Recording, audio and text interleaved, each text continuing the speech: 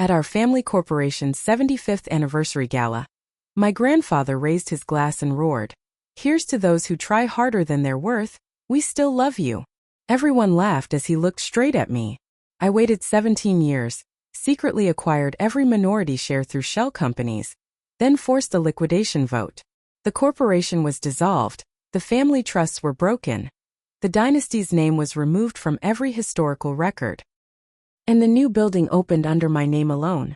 Future generations will only learn of my grandfather's existence in footnotes. As the man who lost it all, my name won't mean much to you. Not yet. But if you've ever driven through downtown Los Angeles, or passed through certain neighborhoods in Sacramento, or even sat in a city council meeting in Santa Barbara, you've probably seen something my family built. Or rather, what they used to own. We were the Mathers. Builders. Investors. Family first people. At least, that's what the glossy brochures said. The truth? We were a dynasty of self-righteous cowards. I just happened to be born into it. The night everything changed was in 2006, at the 75th anniversary gala for Mather & Sons Corporation. It was black tie, full orchestra, name tags with gold trim, custom champagne flutes etched with our motto, quality that lasts generations. I was standing near the back of the ballroom, holding a drink I hadn't touched, sweating through my tux when my grandfather, Richard Mather Sr., stood up from the head table. He tapped his glass with the back of a butter knife. The room hushed. He didn't use notes. He never did. Didn't need to. He had that old-school confidence that came from knowing every person in the room owed their house, their car, or their job to him. He started with the usual praise. "Thanks to all who built this legacy. And my sons and grandsons carry our vision, blah blah." Then his tone changed. He turned his body a little, looked right at me, and then in front of 300 guests he raised his glass and said, "Here's to those who try harder than they're worth. We still love you." Laughter exploded. Not polite laughter. The kind people use when they know the joke's cruel, but they're too scared not to laugh. I stood there like an idiot. Frozen. I couldn't even pretend to smile. He didn't need to say my name. Everyone knew who he meant.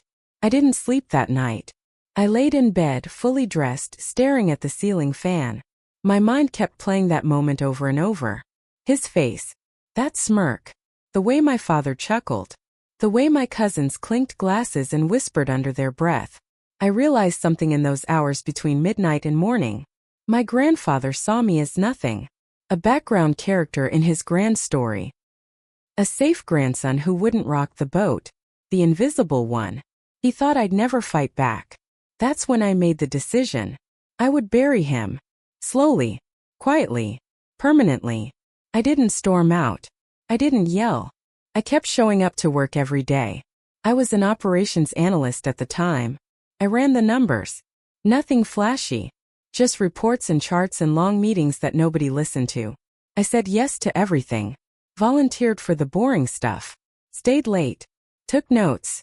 Made copies. I was the guy they forgot to invite to lunch. Meanwhile, my cousins got promotions. My uncles bickered over investments and country club dues. My grandfather stayed on as chairman, showing up once a week in his limo, shaking hands, reminding everyone who was in charge. No one watched me. That was their first mistake. It started small. A single LLC in Nevada, then another one in Delaware. I built shell companies on top of shell companies, each with different names, different addresses, different tax structures. Using private brokers and third-party firms, I started quietly buying up minority shares of Mather & Sons. See, the family only controlled 68% of the company outright. The rest was scattered, old partners, former board members, widows of dead investors, distant relatives who'd rather have cash than legacy. It took 5 years to get to 10%. Another 4 to get to 30%. I never paid directly. Never used a traceable name. I funneled the money through holding companies, real estate fronts, even a trust in the Cayman Islands. Some people didn't want to sell. That's where patience came in. One guy, a retired partner who held 2%, had a grandson with a gambling problem. I waited 3 years until they needed to restructure their assets. Bought him out through a shell firm registered to a cattle company in Wyoming. Nobody looked too close. Nobody cared. I was wallpaper, remember? In 2022, my father died of a heart attack. Sudden. At his desk. He had been next in line for chairman. His death left a gap. My uncles Ray and Philip both made moves for power. It got ugly fast. Board meetings turned into shouting matches. Corporate memos leaked to the press. One of my cousins tried to sue the other for reputational damage after a drunken fight at a charity auction. I watched it all happen. By this time, my shares totaled 47%. Still not enough. But I had another card to play. There was a clause, buried deep in the original bylaws, that allowed for emergency liquidation if governance was materially interrupted. All I needed was a spark. So I lit the match. Through one of my companies, I leaked confidential board arguments to the media. Then I used a different front to launch a hostile offer for one of our subsidiaries, an offer that made it look like we were collapsing. The board panicked. Shareholders panicked. And on March 15, 2023, the liquidation clause was triggered. The family scrambled to block the vote. They called emergency meetings. Lawyers were flown in from DC and New York. My uncles tried to reach a truce, but it was too late. The vote was scheduled. I flew in that morning, walked into the boardroom with my briefcase, and said nothing as they screamed at each other. When the vote began, I stood up and placed a single binder on the table. Inside was the ownership structure. And my controlling 52%. Silence. Cold. Sharp. No one moved. Uncle Ray whispered, "What the hell is this?" I looked at him, calm as ever, and said, "It's a reckoning. The liquidation passed by a single vote, mine." I didn't flinch. Didn't smile. I just said, "Motion carried," and walked out while my uncles argued over what just happened. Some cousin tried to chase me down the hallway. I didn't stop. Within a week, I hired the firm handling the asset sales. Not just any firm. The same one that once handled our acquisitions. The one grandfather used to brag about working with in the 80s. This time they were working for me. Every property, every fleet, every warehouse, office, apartment building, even our private airstrip in Palm Springs, put up for sale. Fast and cold.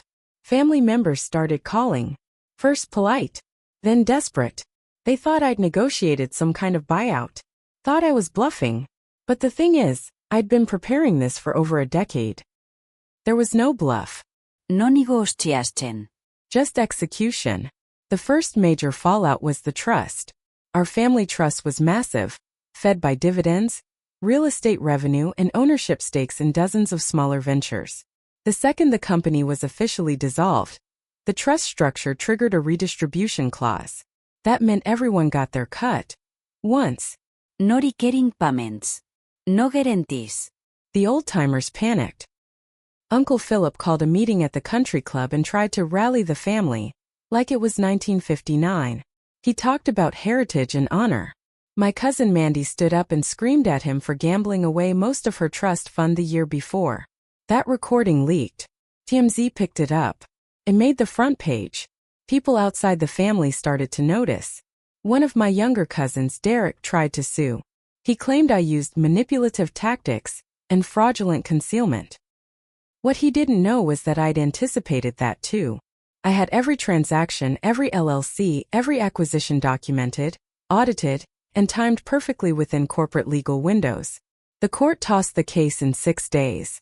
Another cousin begged me over dinner to let the family buy back the name. I sat there eating steak and said, "It's not for sale." He knocked over his drink and walked out. My mother cried on the phone. She said, "This isn't what your father would have wanted." Maybe not. But he also stood there laughing with the rest of them when grandfather humiliated me. The downtown building, the original Mather headquarters, had always been a symbol. Grandfather's name was carved above the main entrance in 6-foot-tall letters. You couldn't walk past it without feeling like he was watching you. I had the sign removed in broad daylight. Took 3 days. Had to use scaffolding and concrete grinders. I posted a time-lapse video of it to the company's old Twitter account with no caption. Just the sound of drilling and the letters falling. It went viral. When the building reopened, it had a new name, Carson my middle name. My mother's maiden name. No ties to the Mather legacy. Every document, every lease, every staff badge had the new name. The lobby was redone with glass and steel. The old family portraits that once hung in the hall? Shredded. Burned. Gone. I hired a historian to update public records, museums, and archives that once mentioned the Mather Foundation. Most agreed to rewrite the plaques and descriptions in exchange for funding. The family's legacy was being replaced one line at a time, and they were powerless to stop it. I thought once the buildings were sold and the name was gone, they'd move on. But I underestimated how much they needed to believe the family name still meant something. They weren't grieving a business. They were grieving their identities. So they came at me sideways. Uncle Ray started giving interviews. Claimed I'd manipulated a grieving family during a time of loss. He painted himself as the reasonable one. Said I was mentally unstable, obsessed with revenge, even a danger to legacy capitalism. I didn't respond publicly, but I did leak emails. Real ones. Him using company funds for private renovations, falsifying mileage reimbursements, hiding a side account in Panama. Within 48 hours, every outlet retracted their quotes. The interviews stopped. Mandy, the cousin who begged me over dinner, was smarter than the rest. She went straight to the charities and scholarship boards, tried to rebrand the family's image, offering to refund the Mather Youth Trust with her own money millions. But she was too late. I had already signed exclusive deals with the universities and boards. The Mather name had been formally retired in all documentation. Reinstating it would have triggered legal penalties they couldn't afford. Her offers were rejected across the board. A month later, she checked herself into rehab after a DUI crash in Ventura. The tabloids called her the heiress without a home. Then something happened I didn't expect. I got a letter. Handwritten. Shaky penmanship. It was from my grandfather's old personal assistant, Mrs. Ennis. She'd retired years ago, moved to a small house in San Luis Obispo. She asked to meet. Said it was about my father. I drove up that weekend. Her house was plain, clean. She made tea without asking and handed me a folder. Inside were pages from an old journal. My father's. They weren't flattering. He talked about how he never wanted to be chairman, about the pressure from grandfather, about how ashamed he felt the day of the 75th Gala, because he'd known about the toast in advance and didn't stop it. He asked me if I wanted to say something nicer. One page read. I said no. I thought it was funny. I watched my son stand there and take it. I was proud of him for not storming out, but I didn't stand up for him, and I won't ever deserve his forgiveness. I sat on her couch for an hour and said nothing. That night I didn't sleep again. They tried to take one last thing, the family name in the National Historical Archives. My grandfather had been nominated years ago for a minor legacy award. Some cousin pushed to have him canonized in a local business hall of fame. I filed a legal objection, included evidence of ethics violations, hidden transactions, and board mismanagement. The nomination was pulled, but something else happened too. The foundation that once bore the Mather name, now called the Carson Civic Fund, was invited to speak at a major business conference about long-term accountability and corporate ethics. I accepted, and I made sure the final presentation slide showed a simple sentence.